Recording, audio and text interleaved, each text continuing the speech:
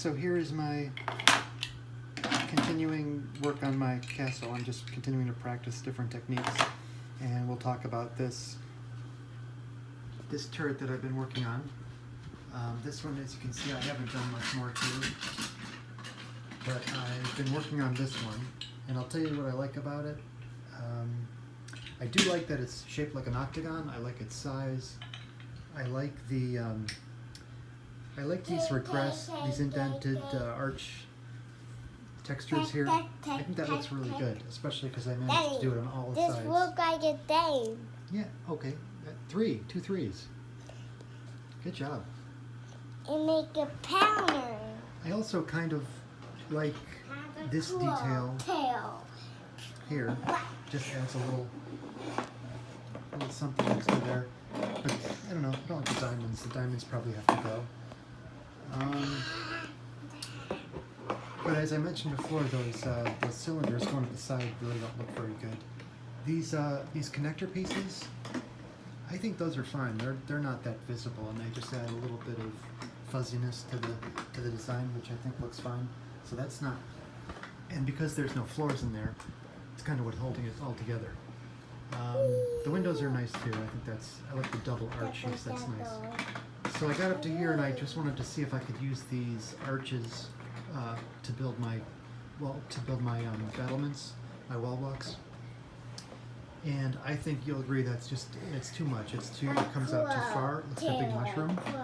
It looks too top heavy. You know, just a few things I don't like about it.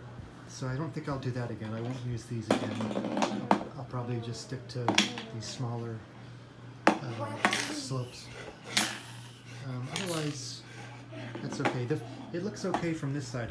In this practice build, I had no intentions of working on the inside. So, but I will show you what the inside looks like, even though it's just kind of blocked up. The top, I think I could have figured out a way to put plates on there. I could have used tiles and then used wedge plates. I could have got that flat if I wanted to. But mostly I've just got this blocked. This bottom level is blocked off for lighting effects, and then I put one floor in there. That's it. So again, I'm not sure if I'm going to do this cylinder technique again. I'm going to work on that, but I did learn some new things to do with snots and tiles. But I'm not sure if I'm going to do this one again. There's my curtain wall, what I usually do, and I wanted to practice working on my arches and pillars, and I'm glad I practiced because boy, that looks horrible, doesn't it? This just looks really bad.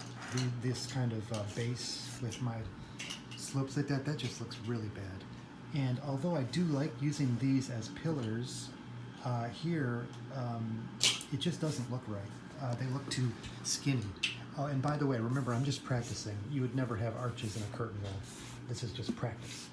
But what I see here is I see the wall walk, and then I see the arch. They look out of scale, don't they? Because your minifig would be this tall, and then this looks like it should be really grand and huge. It just doesn't look like it's to scale. But again, this is going to go. I'll never do this again for a base, and I need to have more ornamentation maybe here, maybe some. I have other little things I can do to make it look better.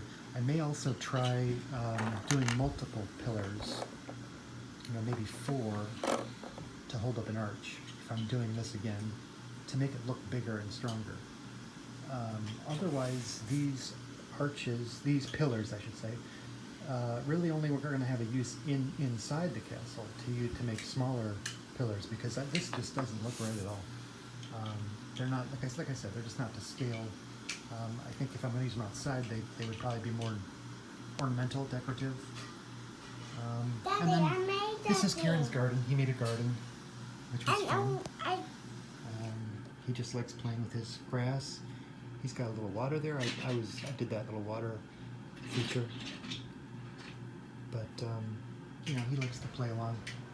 That's an ankylosaurus. There's some dinosaurs in the castle. So that's it for this update. I'm going to practice some other techniques on this practice build. Maybe, yeah,